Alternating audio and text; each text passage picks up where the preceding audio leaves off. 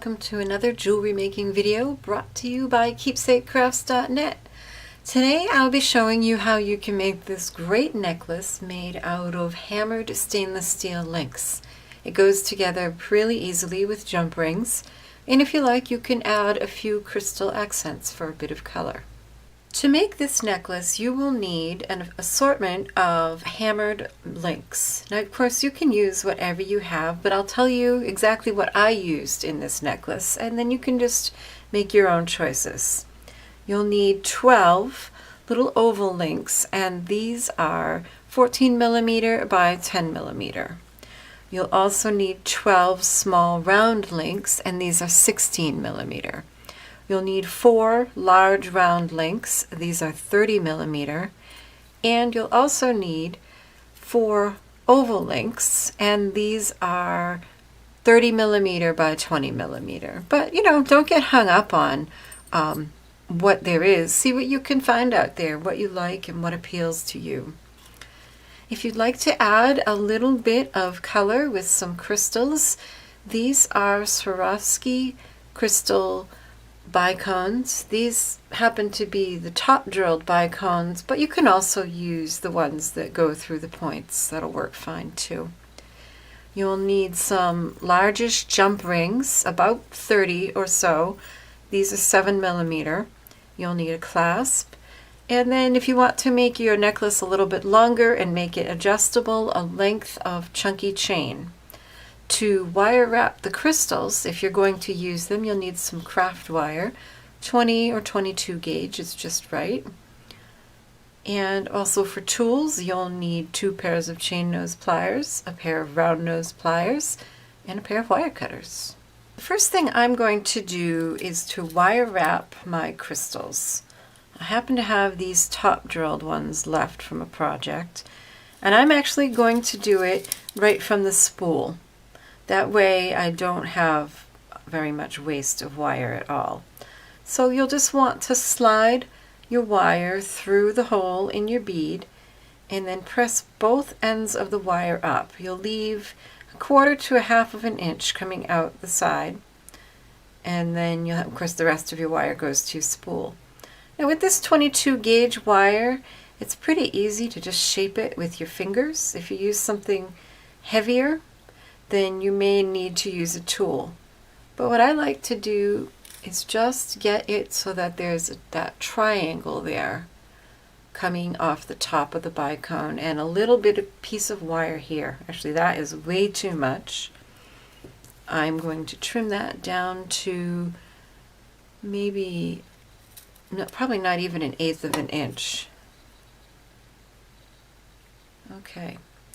The next step is to grab the 2 wires right where they come out of the bead, and then the remaining wire bend at a 90-degree angle. So you grab that with a pair of chain nose pliers and then just bend the wire right over the pliers so you have a 90-degree angle. Then grasp that bend with a pair of round nose pliers. So the pliers go right into the bend, and then loop the wire up over the bend and over the other side of the pliers as far as it will go. And you can see you won't be able to finish the loop. That's okay. Just reposition your pliers and finish your loop. And now all that's left is to start wrapping. First around those 2 wires that you left sticking up from your bead. And by the way, this is the same way you would wrap a top drilled teardrop or a magtama, the top drilled. And then I'm just going to wrap around the wire where it goes through the bead. Just like that. And that's why I like to leave it on the spool. It's easier to handle and there's very little waste. A good way to keep this wire tucked in round is to actually back it up a bit from where you had it wrapped around and trim it back there. The reason for that is that you've already taught the wire to be round there. I don't know if you can see that it's rounded. And then when we flatten it, instead of being stubbornly straight and flat, it actually continues to be rounded and lies a little bit better. Sometimes what you have to do is hold one side, hold that loop with one pair of chain nose pliers, and it's what I call chasing that wire around.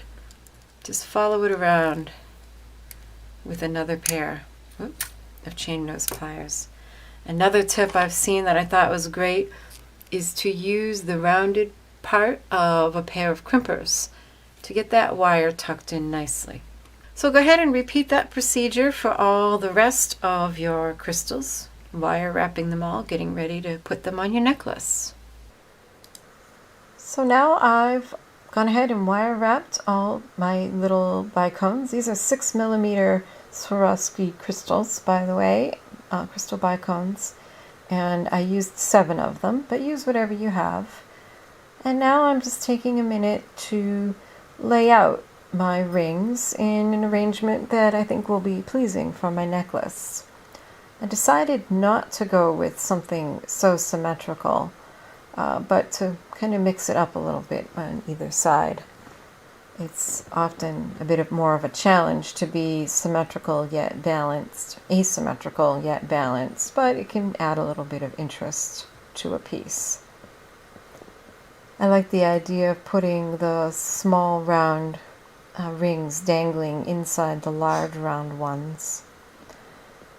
And so I'm just playing, and of course, as with any necklace design, most of the time you want it to get thinner and narrower as it goes around the back, which is why I'm saving a lot of the small oval rings and the small rounds to go around the back. So just kind of playing around here with what I've got, planning it out ahead of time. One of the things I've figured out in making several necklaces and being picky about having them be adjustable is that if I put my clasp on one side and put all of my chain on the other, then I get the full range of adjustability, which was always a little frustrating. If I split the chain down the middle, well, then I only got half of the length of chain to adjust it, if that makes any sense. So that's something I've changed. And I'm figuring out where I put my little crystals. And almost ready to start putting it together. So once you've settled on your layout, all that's left is to go ahead and put your necklace together. And I'm going to use jump rings. And it was all pretty simple. The trickiest part was actually this very center, because this smaller ring is so much smaller than the one that it's inside. I actually had to use 2 sets of jump rings. So what I'm going to do here is put 2 jump rings on this one. And with this necklace, you want to make sure that you take the time to check your jump rings and make sure that they're all meeting nice and flush and evenly from all directions so that nothing's going to come apart. Your necklace isn't going to fall apart while you're wearing it. That really stinks. These are big enough I can actually manipulate them largely with my fingers. So what I've done is I've got this smaller one with 2 jump rings on it. And then to connect that one to the center of the big one, we'll go ahead and put a jump ring through the jump ring, through the large circle, and then also you can go ahead and add your next link, in this case my small ovals, and close it up. I probably should use a tool. I'm going to wreck that thumbnail otherwise.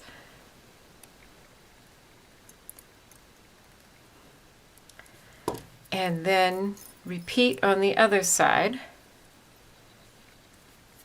adding the jump ring through the other jump ring on the small circle, through the large circle, and through the oval. And then close it up, being sure that you have it secure, that you have it nice and flush. And then we'll just test it out, grabbing those ovals. There we go.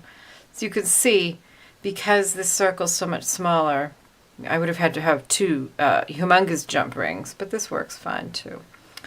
And then I'm going to attach my crystal dangle, and I can put it, I really wanted it up here, but I couldn't figure out how to do it and keep it centered. So it'll either go here, I think I want it down there at the bottom. So just repeat the procedure, grabbing your jump ring with a pair of chain nose pliers, slide your pieces on, and then use another pair of chain nose pliers to twist so that the ends meet. And then look at it from the side, look at it from the top, and make sure it's nice and flush. And then it's just a matter of attaching. Yeah, I know this is a little bit of a mess until you get a few more pieces on to hold it in place.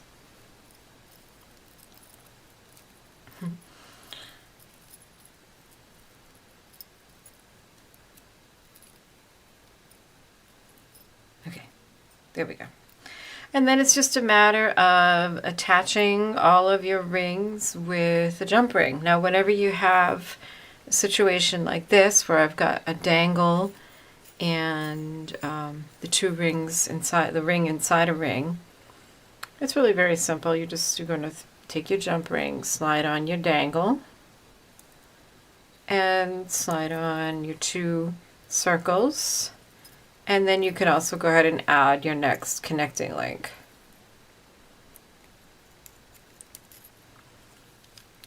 And then again, close that up. And you kind of push them towards each other as you twist, so that you kind of could hear it snap together. So then it's just a matter of using jump rings to attach all of your pieces. When you're done, go ahead and attach a piece of chain over here. Attach your lobster clasp with a jump ring, and your necklace is done.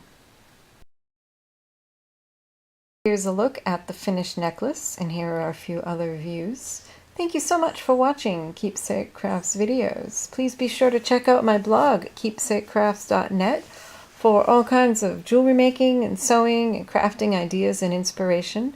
And be sure to subscribe to the blog and to the YouTube channel so you don't miss anything. Happy creating. Have a good one. Bye-bye.